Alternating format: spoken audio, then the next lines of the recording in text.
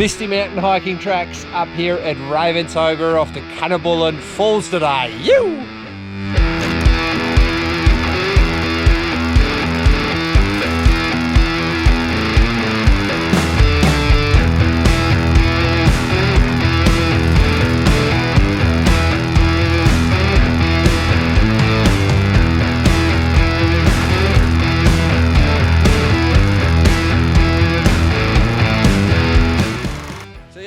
Off to the Cannabullen Falls on a one-way trail, which means you do need pickup from one side or the other.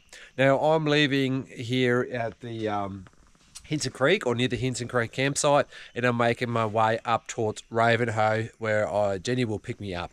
So you can do this two ways. This trail either come down from Ravenshoe, which would then be only downhill or mostly downhill, or you can do it from here and then walk uphill. The reason I'm doing it from here and doing the strenuous effort of going uphill is more that I have a bit more time at the falls, and then I can set up camp wherever I like if I run out of time, and I have reception at the other point near Ravenshoe. Down here we have no reception, so it makes it a bit easier for me to contact Jenny and get her to pick me up. So let's go ahead and do this. Again, you can follow this trail. I'll put the link for all trails in the description below. You can also check out Wonder Stories. They also have that trail available for download if you want the GPS coordinates. Notice this trail is a grade 4 most of the track. The last bit is going to be a grade 5 from what I know. I'll show you all the interesting points along the way, and I'll probably give you a bit of gear reviews on the stuff that I take. There's a few new bits and pieces that I'm carrying, and I'm going to test them out.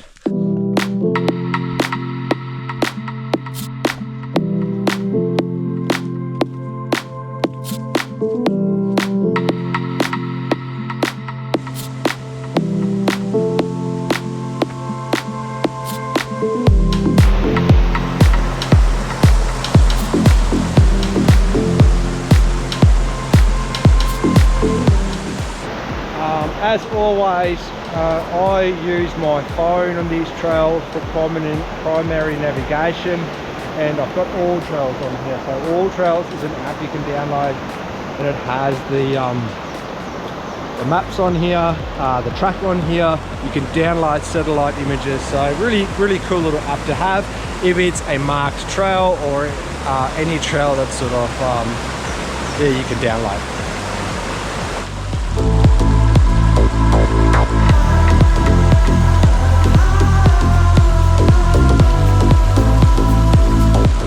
So another thing I'm testing at the moment is my new jungle boots. So today is the first time I'm using the Solomon jungle boots. Like I said, they just came out. I couldn't even get them in Australia. I actually had to order them in from Finland, believe it or not. And little side note, it took 5 days to get here. And that is to Weipa. I had them delivered from Finland to Weipa within a week. Unheard of. A little bit about jungle boots. The reason they are called jungle boots, or hot weather boots, what they're sometimes referred to, is they have drainage holes, and usually the sidewalls are made out of canvas, cordura, or any other sort of quick drying material. So a little bit after the creek you get to the signpost. This is also Hinton Creek campsite. Pretty basic little spot to set up a tent or so. Looks like there's no other nooks anywhere around here. Doesn't look like it. Nah, so yeah, pretty basic little campsite. Well, you do have water access down the creek, but anyway, so the left takes you down to Coachable Creek. I've done a hike actually there to Grand Elizabeth Falls. If you're interested in that video, there will be a link up here now. But we have to go to the Falls Lookout, which is 4.6 kilometers down that way. Let's go.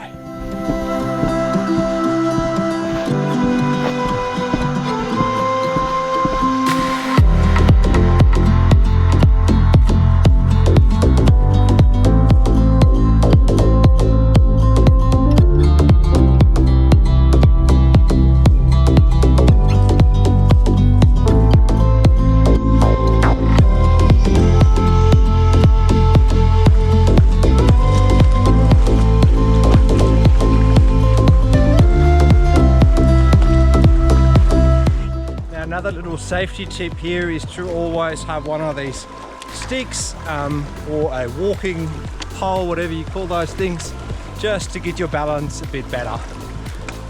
If you're not carrying a backpack, I wouldn't worry about it too much, but if you're carrying a heavy load, it's just a lot easier to fall into the water and make a mess out of yourself. So walking sticks just helps this a whole lot, and it's not hard to get one.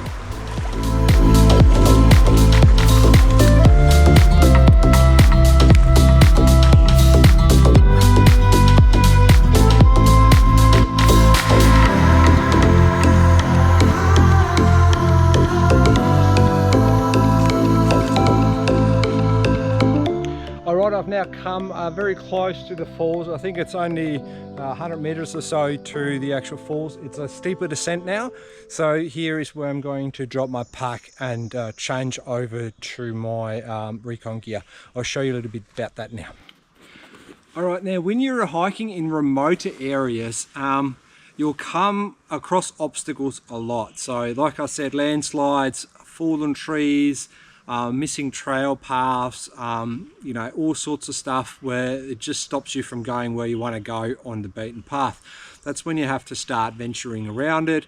Or another often scenario is that you go to see viewpoints up on the hill, for example. You go to waterfalls and things like that, and lumping your heavy backpack around is just a burden. So it is good to have something like a day pack you can use when you set up base camp, for example. You'd put all your gear into the camp, but you have like either a small backpack or a webbing kit that you could take on recce's. Now, what we used to do if we, for example, I remember one instance where there was a huge landslide and we were walking along this mountain trail in the jungle and we just couldn't go any further. Now, there was a couple of routes we could have taken. One was going up, one was going down, one was going backtracking and going past a creek. Now, what I did is I split my party into 3 teams. We left our big gear behind. We actually hung it up in the trees to avoid the rodents getting into it. And then we took our day kit and fanned out.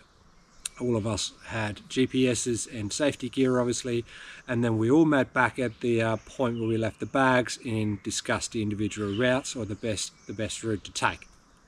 Now, in this instance, I'm just going to talk about why it's handy to have like a day pack with it, and this is really good about this Osprey because I can actually take this top lid off and turn it into a little day pack. Now, what I've had before was a belt kit, so I'd wear a smaller backpack, again, to avoid this high, bulky thing above my head, and most of my gear was sort of surrounded my body. And if I wanted to go on a little recce on a hilltop or something like that, I would just drop my main backpack, and all my main gear was on my belt kit. Now, that has huge benefits, obviously, but I'm changing things around, I'm testing new stuff, so I'm testing this pack to see how I go. Now, what I obviously have to do is I'll take this off now, and here we go, that's the small day kit. Now I have to take all the gear that I want to take, my filming gear obviously, my first aid gear, a PLB, some water and stuff like that. I'll have to pack that into here, and then you know, obviously, yeah, it's a bit extra work to unpack it. I've tried to have it all in here, but it just, yeah, weight wise it didn't quite work out well because the water bladder has to be close to your back in order to work weight wise. Anyway, make a long story short, I've just got to test this. I'm going to use this little pack now for my day kit, and actually it's quite cool how they made it. So somewhere you open this up, here we go, and out comes the straps and everything. See that? How cool is that?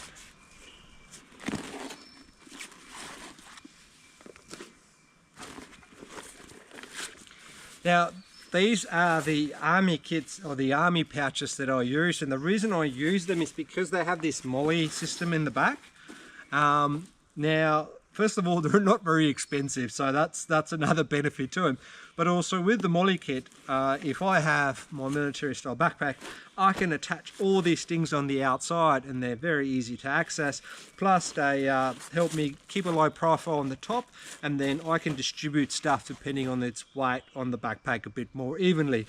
Especially my first aid kit, I want that ready straight away just in case something does happen to me or one of my teammates.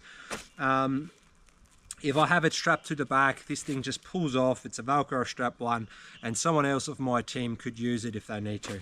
So in this case, I'm taking my first aid kit. This is my drying kit actually here. I'm taking that obviously. I'm taking some water and some safety gear. Can you see it? So I camouflaged it a little bit, put it behind the tree, put it off from the ground. I expect to be gone maybe about 4 or 5 hours or so, the best part of the day. Hence, I'm a bit more cautious where I put it. It's right next to the trail. I'm going to mark it on my GPS now to make sure I don't get dementia on the way and forget it. And usually I also do either trail tape or I mark the tree with a fresh cut, and then I know if I come up, yeah, that's the place. But I reckon this one's fairly easy to find, given that there is a big log that's been chopped up. This is the last descent to the top of the waterfall, and also where the trail becomes now a great fall.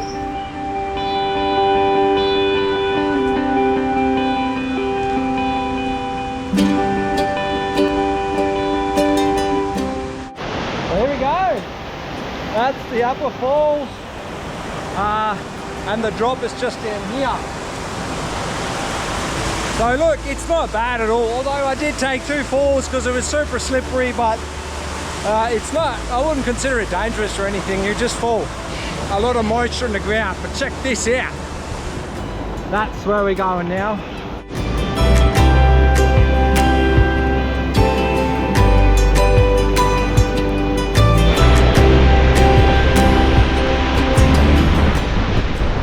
Woo, there we go, top of Cannabullen Falls. That's it, there's the drop right there. Now, unfortunately, you can't see any of the waterfall unless you hike down to the bottom of it or you have a drone. So it is an amazing waterfall, but yeah, there's no viewpoint that I know of anywhere on that ridge line. Would have been good, maybe something to do for the national parks in the future. Have a trail somewhere in there, and then you'll get an awesome view of the waterfall from the top. But for now, we're going to try to find a way down to the bottom. It is it is a difficult walk from what I know, so we're going to have a look and see what it's like. So this one here has been really slippy already to get down here, but yeah, you never know until you try it, eh? So let's go and check that one out, and I'll tell you a little bit about it along the way.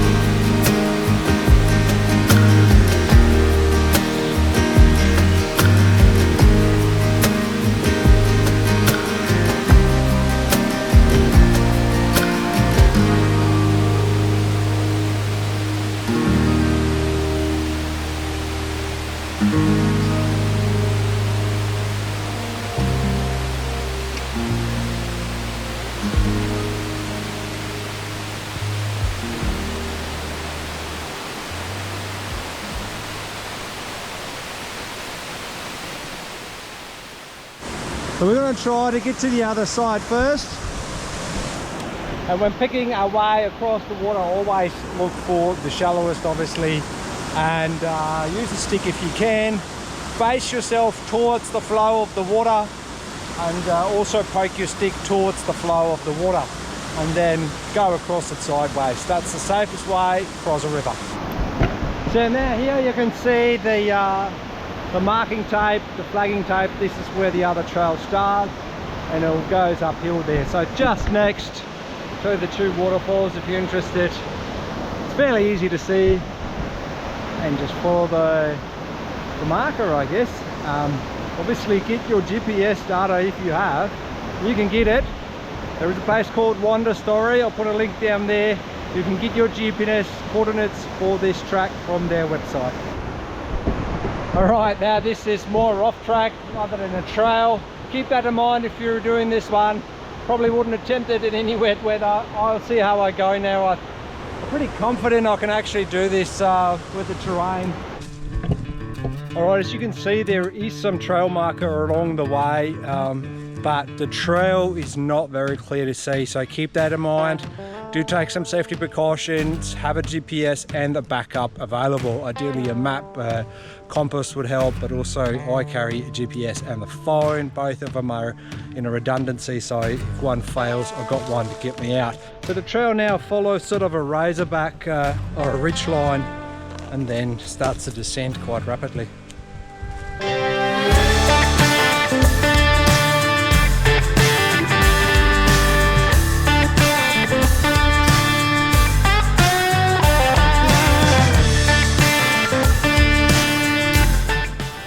I don't know if you can see it, but it is a full-on razorback.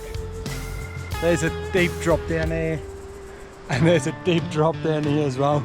So either way, you're just literally walking like 30 centimeters down here, 40 centimeters.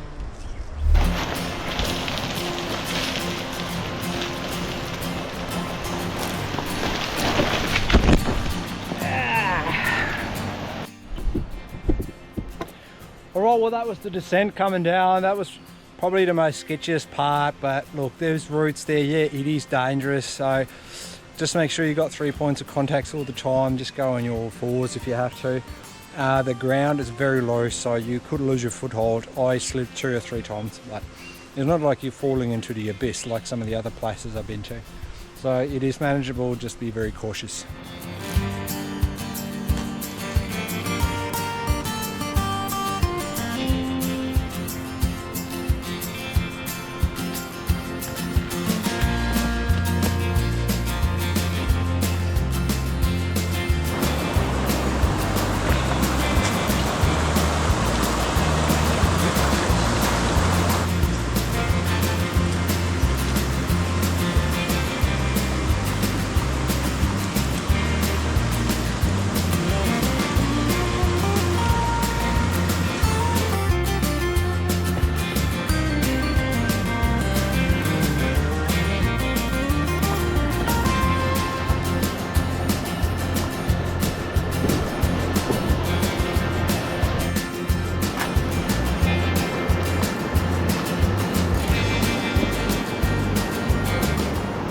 Now these are the moments when you wish you brought your machete. To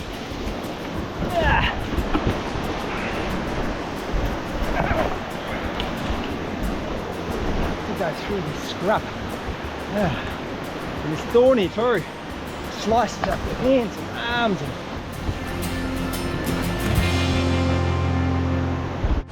So there is a bit of rock scrambling. You got to jump over the rocks in the creek to get up there. But then once you come close, you'll see it. I think it's unmissable. Check it out.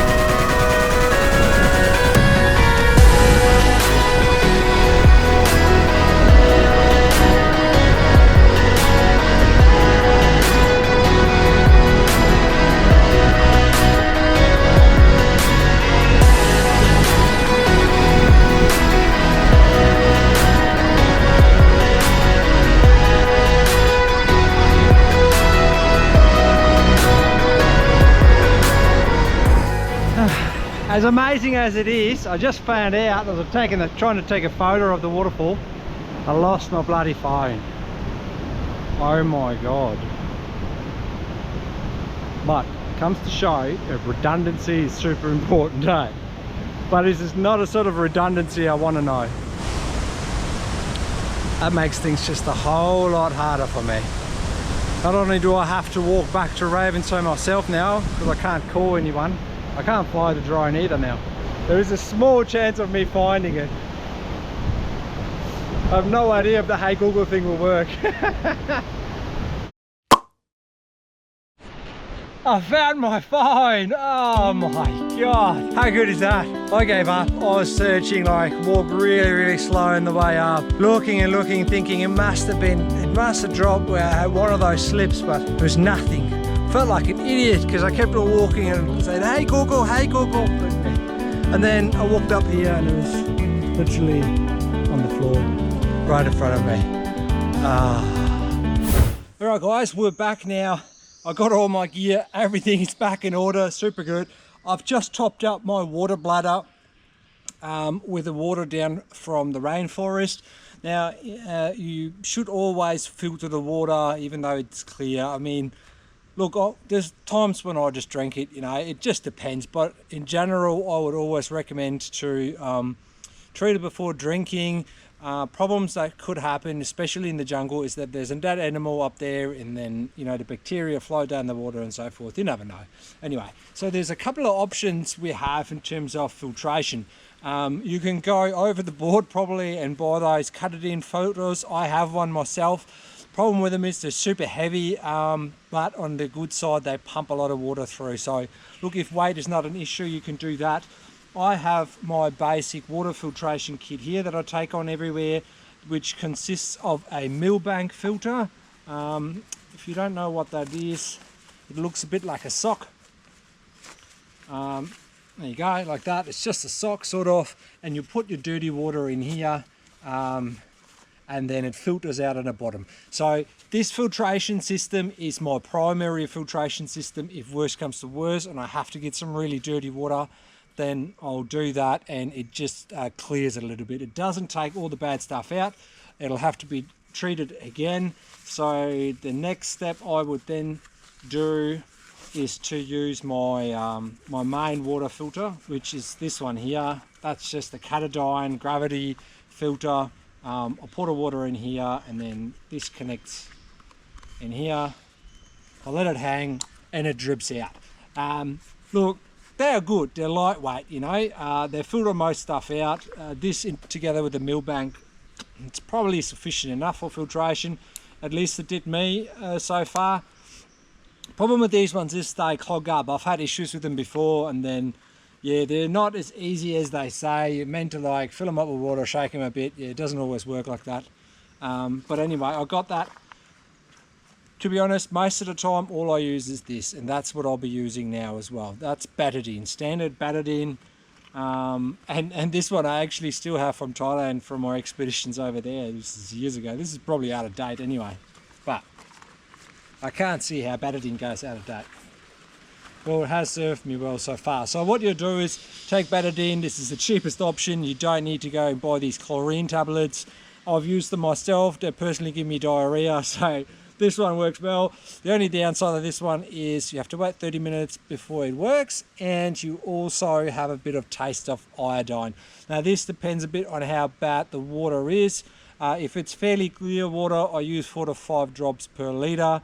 And if it's cloudy, murky, sort of, you know, dirty water, then I'll use up to 10 drops per litre. That obviously makes it taste like iodine or Batidine.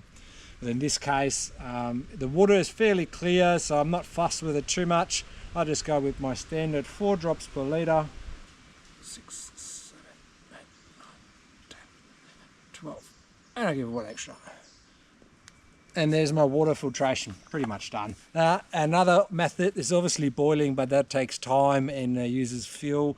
So yeah, that's what I've been using. I've done pretty well for the last 25 years, I'd say. I've survived everything, so it can't be that bad. Right, so back on the track now. It took about 2 hours to get down, funny enough, and 1.5 hours to get back up. But I gotta say that the 2 hours included me of filming, so I constantly have to set up the camera, walk back up or back down and get it again.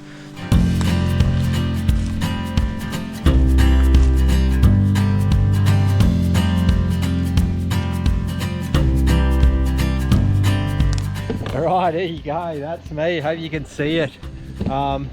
There is my jungle hammock. I got a bit of light going there, and as you can see, I'm cooking up a meal already. Yeah, look, there wasn't much time anymore to show you guys. By the time I started to get set up, it was like someone just switched the light off. It just got instant dark over here. So I got a little bit of a fire going, which was a nightmare actually to get going because everything is super moist. Anyway, I did get it going, so I just wanted to review on today. Obviously, I didn't end up sleeping where I wanted to sleep. There is a campsite a bit further down. Didn't quite make it to there, that's right. Just stop here, that's a good thing with the hammocks, obviously. So it was a pretty good trail up to the waterfall. Then the stretch to here now was pretty boring actually. I'm quite surprised. It just follows this little logging road and that's it. Make sure my water is not boiling over. So yeah, tomorrow I'll show you a bit more about the hammock setup and whatever else I do here. So a little bit of note, I hang everything up. Maybe that's important to know.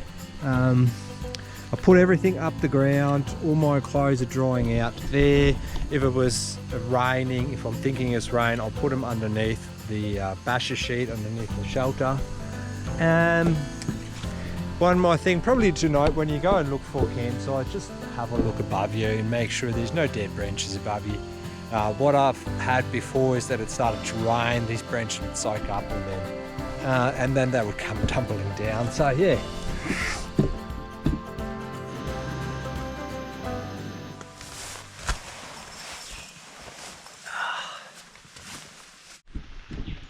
Right now I can show you a little bit of how my sleeping set is set up. It's raining out there, so I'm standing underneath the hoochie and it's super dark because the clouds are over. So a little bit better maybe than yesterday. So I've got a hammock here. This is a hammock from Alton Goods, a tarp.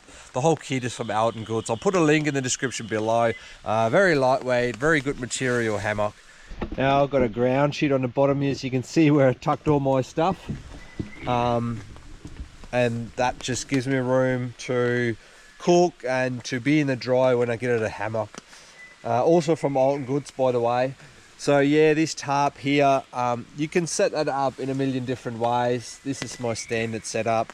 It gives me room on both sides to move around, hence tarp is on the center. I've got a little inflatable mat, and then I've got a pillow. I've got a sleeping bag. This is a very light summer sleeping bag from Snack Pack. It's called a jungle blanket. This has been really good. Very lightweight, only weighs, I think it's under a kilo. And then I've got a Cedar Summit liner for the colder days. I'll just chuck that in there and that keeps me nice, snug and warm. And that's pretty much it. I've actually had a really good night's sleep, believe it or not. Yeah. Up here, got a little hanging thing. Got my light here, my camp light. Oh, this is actually really good. I love this camp light. This is a camp light from Darchi, I think. Yeah, and up here I've got my phone and the charger, so I charge my phones and stuff overnight. And that's it. So now I'm going to make some coffee. Some breakfast and then get going again. Now, leeches is something you'll just have to get used to in the rainforest. They are everywhere. If you're wondering, on this trail, I've actually had no leeches until last night when I walked around here with thongs on. Spray your hands and boots and stuff with 40% DEET. It actually lasts quite a while. So every time I do that, I tend not to see any leeches crawling on my boots or anywhere like that. And when you're running around at camp at night without any shoes on, yeah, just spray a bit of DID on there. They just don't like it. Another few little tips I can give you here. Now you see my backpack's actually down below my hammock now and not strung up between the trees. It was raining, and normally I have a poncho with me, and that poncho goes around this sleeping bag. The line goes through the hood of the poncho, and then I hang it up in the trees. That way I can access the backpack if I need to, but it also makes it sort of waterproof or weather resistant.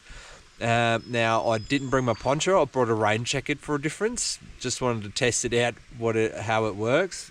And obviously, yeah, ponchos work pretty good in the rainforest. I gotta remember that.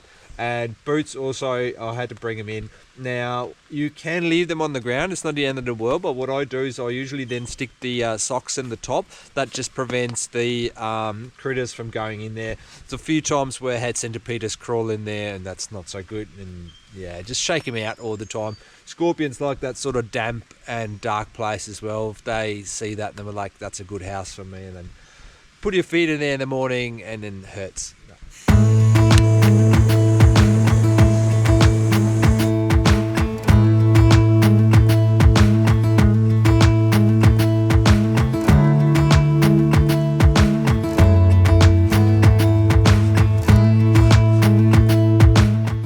This is pretty much my full jungle hiking kit. In the future, I will do a bit more of an in-depth review of what's in it, as there is very little available on the net. There we go, this all packs up in this Cedar Summit compression sack, and that's my full sleeping kit. If this video helped you in any way for your next hike, please give me a like or subscribe to our channel for more hiking tips as well as our adventures around Australia. If you have any questions, just drop a comment below. I promise I'll answer it if I can.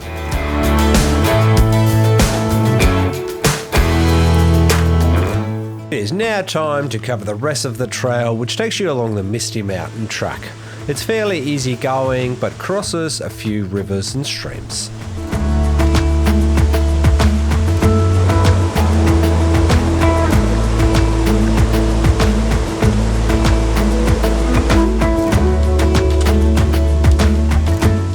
On the end, I was super happy with my new hiking boots. They performed really well, dried easily, and were comfortable to wear. If you want to go check them out, I'll put a link in the description below.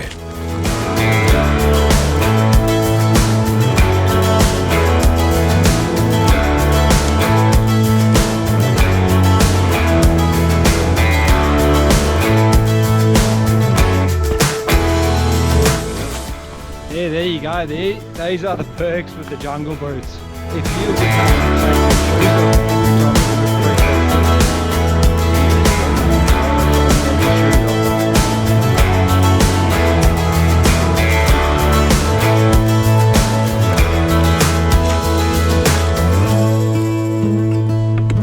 wow, that was close.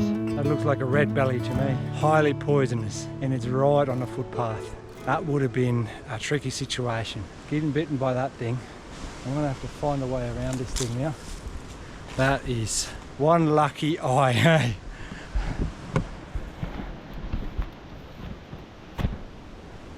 Yeah, so a lot of times I come across snakes when there isn't clearing in the sky, as here, and they sort of just sunbake a little bit on the footpath wherever there is obviously a clear penetration to the ground.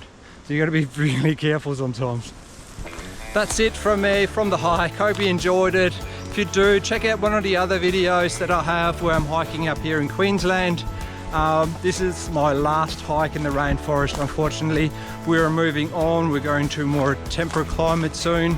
Yep, as always, don't forget to hit the subscribe button down there. You want to see more videos. I will be doing a lot more gear reviews when I have a bit more time. At the moment we're traveling and we're pretty flat out just to stay within our schedule. So we've got adventures almost every week going. And there's lots in the pipeline to come. Just make sure, again, hit the subscribe. Give me a thumbs up if you like the video, and drop a comment if you have any questions. Put it in the comments below, I'll be happy to hear it. I'm sure everyone else on the channel will be happy to hear it as well. So far, so good. Thanks. I'm off. See you later.